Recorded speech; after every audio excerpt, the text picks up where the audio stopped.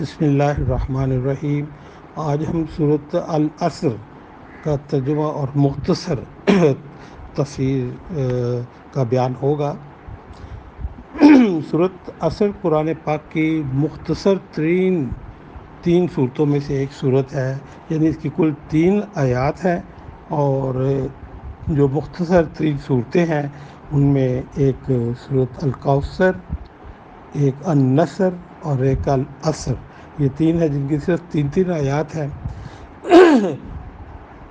اور امام شافعی کہتے ہیں کہ یہ صورت اگرچہ قرآن کی مختصر ترین صورتوں میں سے ایک ہے، لیکن یہ اگر مطالب کے اور معنی کے لحاظ سے دیکھا جائے تو یہ قرآن کی جامع ترین صورتوں میں سے ہے۔ اور امام شافعی کا ہی کہنا ہے کہ آدمی اگر صرف اس صورت پر ہی تدبر کر لے تو یہ ہی جو انسان کے لیے کافی ہے۔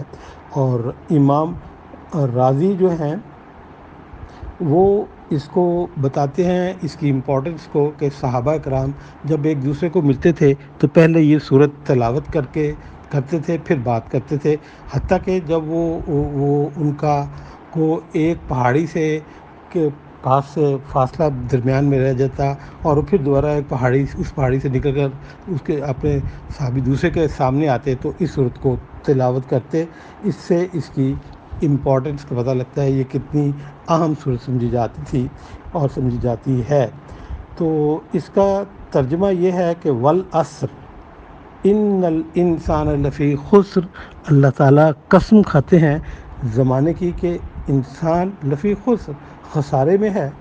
اور آگے کہا الا الذین آمنوا، مگر وہ لوگ نہیں جو کہ ایمان لائے، وعملوا الصالحات، اور نیک عمل کیے، وتواصوا بالحق، جنہوں نے حق کی نصیحت کی، وتواصوا بالصبر، اور صبر کی نصیحت کی۔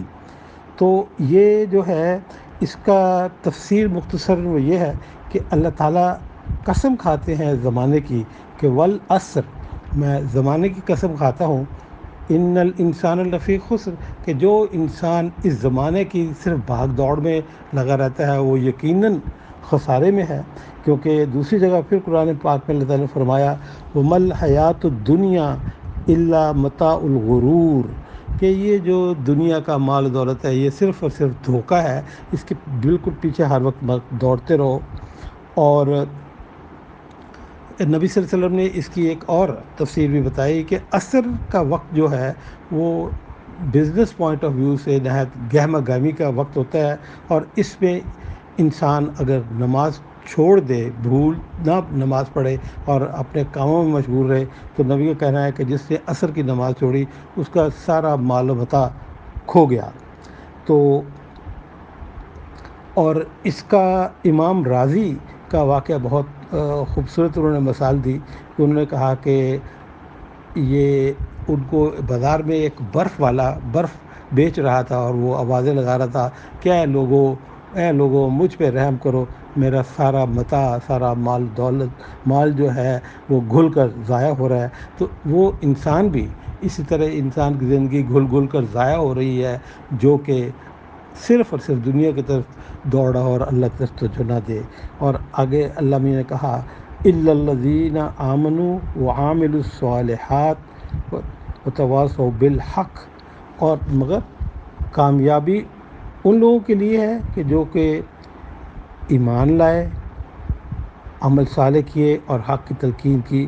تو ایمان کے بیسک اصول کیا ہیں؟ وہ 5 ہیں، یعنی شہادہ، لا الہ، دل سے کلمہ کی تصدیق کرنا، لا الہ الا اللہ محمد الرسول اللہ، اور اس پہ عمل کرنا، نماز جو کمپلسری ہے، جو مینڈیٹری ہے، جو فرض نماز ہے اس کی ادائیگی، روزہ جو فرض ہے ان کا ادا کرنا، زکوٰۃ اور حج جو کہ فرض ہیں ان کو کرنا۔ اور یہ وجہ ہے کہ یہ کہا گیا ہے کہ الا الذین آمنوا وعملوا الصالحات۔ لیکن آپ ذرا غور کریں، قرآن میں اللہ تعالیٰ نے ایک اور جگہ فرمایا یا ایھا الذین آمنوا، اے ایمان والو ایمان لاؤ۔ حتیٰ کہ آپ سوال یہ اٹھتا ہے کہ اللہ تعالیٰ خود ایڈریس کر رہا ہے کہ اے ایمان والو ایمان لاؤ، یعنی مطلب یہ کہ ہم مسلمان تو ہو چکے ہیں لیکن جو ہمارا ایمان ہے وہ ہونا چاہیے جو ہمارا اللہ چاہتا ہے. اور کہا یا ایھا الذین آمنوا آمنوا باللہ ورسولہ والکتاب، وہ ایمان لاؤ جو کہ ہمیں رسول اللہ صلی اللہ علیہ وسلم نے سکھایا اور جو قرآن میں ہے. اور جیسا کہ میں نے کہا کہ بیسک جو ہے 5 اصول، ان پر عمل کریں تو آپ جو ہے اللہ تعالیٰ جو ہے وہ تب صحیح آپ مومن کہلاتے ہیں. اور یہ زبردستی بھی نہیں، زور بھی نہیں، قرآن میں کہیں بھی نہیں ہے. لا اکراہ فی الدین، دین میں سختی ہے ہی نہیں. اگر آپ نماز صرف فرض پڑھ سکتے ہیں کسی مجبوری کے تحت، یا لیٹ کر یا بیٹھ کر بھی پڑھ سکتے ہیں تو آپ پڑھیں، آپ کو اجازت ہے. اس طرح روزہ اگر آپ کی صحت اجازت دیتی ہے، آپ بہت شدید بیمار نہیں ہیں تو آپ روزہ رکھیں، ورنہ روزہ جو ہے آپ نہ رکھیں. اسی طرح زکوٰۃ اور حج، ان کی بھی کیپیسٹی اگر آپ میں ہے مالی اور بدنی، تو پھر آپ روزہ رکھیں. اور آگے کہا گیا کہ وتواصوا بالحق، کہہ دیا کہ حق کی تلقین کرتے ہیں. یہ حق وہی ہے جو میں نے اب پچھلی آیات میں ذکر کیا کہ ایمان کی 5 شرائط. اور آگے کہا وتواصوا بالصبر، اور مشکل میں مصائب میں آدمی صبر کرے. بے شک اللہ تعالیٰ اپنے بندوں کو آزماتا ضرور ہے، اور جو اس ٹیسٹ میں، جو مصائب میں اللہ تعالیٰ کو نہیں بھولتا اور صبر کرتا ہے، اس کے لیے اللہ تعالیٰ کا جو ہے بے بہا اجر ہے اللہ کی طرف سے. اور سورۃ بقرہ میں اللہ تعالیٰ نے فرمایا وَلَنَبْلُوَنَّكُمْ بِشَيْءٍ مِّنَ الْخَوْفِ، ہم ضرور بضرور تمہیں آزمائیں گے، من الخوف، خوف سے، پریشانی سے، والجوع، بھوک سے، تنگی سے، غربت سے، ونقص من الاموال، اور تمہارے مال جو ہیں ان میں خسارہ ہو سکتا ہے، نقصان ہوگا، والانفس، اور تمہارے پیاروں کے نقصان سے، کسی کی ڈیتھ ہو جائے گی، کچھ ہوگا، بیمار ہو جائے گا. وبشر الصابرین، اور بشارت، خوشخبری کن کے لیے ہے؟ صابرین کے لیے ہے. تو اللہ تعالیٰ جو ہے وہ کہتا ہے کہ میں نیک بندوں کو آزماتا ضرور ہوں، لیکن جو صبر کرتے ہیں ان کے لیے بہت بڑی بشارت ہے، جو کہ آگے اللہ تعالیٰ نے فرمائی. وہ اس میں کہا گا کہ انما یوفی الصابرون اجرہم بغیر حساب. تو اللہ تعالیٰ جو صابر لوگ ہیں ان کو وفا دیتا ہے، اجر دیتا ہے بغیر حساب کے، یعنی کوئی حساب کے نہیں کتنا اللہ تعالیٰ ان کو اجر دے گا. اور وہ جو کہتے ہیں نا وہ کہ الٹیمیٹ جو ہیپینس ہے یا گڈ ہے، وہ صرف اور صرف انہی صبر میں اور ایمان کی شاید پوری کرنے پہ ہے. تو جس کو وہ لیٹن زبان میں کہتے ہیں سمم بونم، یعنی الٹیمیٹ ہیپینس، الٹیمیٹ خوشیاں اور الٹیمیٹ انعامت جو ہیں وہ صرف اس میں ہے اگر ہم کیا کریں، الا الذین آمنوا وعملوا الصالحات وتواصوا بالحق وتواصوا بالصبر. تو اس پہ عمل کرنا چاہیے.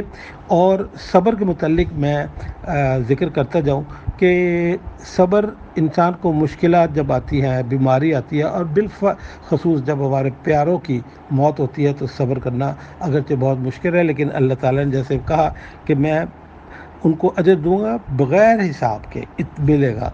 اور ایک بات میں جاتے جاتے ذکر کرتا جاؤں کہ ہمارے جب کوئی پیارے، کوئی عزیز فوت ہوتے ہیں تو ہم نے دیکھا ہے کہ ہم ان کی قبر پر کتبہ لگاتے ہیں. وہ کتبہ لگانے کا بیسک پرپز یہ ہوتا ہے کہ اگر کسی کو قبرستان جانا ہو اور اس کو تلاش کرنے میں دقت نہ ہو تو وہاں پہ اس کا نام لکھا جائے تاکہ وہ پہچانا جائے کہ بھئی یہ اس کی قبر ہے.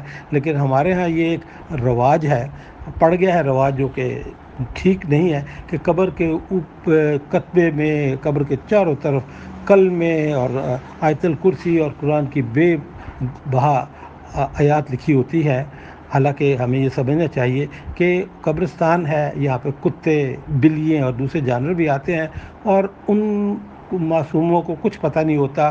وہ میں نے خود دیکھا ہے کئی دفعہ کہ کتوں بلیوں کو وہاں قبروں کے اوپر ٹانگیں اٹھا کر پیشاب کرتے ہوئے، جہاں پہ اللہ کا نام لکھا ہے، قرآن پاک لکھا ہوا ہے، آیت الکرسی لکھی ہوئی ہے. تو اگر کتبہ بنانا ہے جو کہ صرف اس لیے ہے کہ پہچان ہو جائے کہ بھئی فلاں بن فلاں یہاں فوت ہوا ہے، تو آپ کتبہ کو صرف اوپر کر کے نام اور ولدیت لکھ دیں. باقی قرآن پاک کی صورتیں لکھنے کا کچھ فائدہ نہیں سوائے اس کے کہ بے حرمتی ہوگی۔ اگر نہ یہ مردہ پڑھ سکتا ہے آیات کو، آپ نے پڑھنا ہے، آپ نے اللہ تعالیٰ کو یاد کرنا ہے، دل میں بھی آپ کر سکتے ہیں۔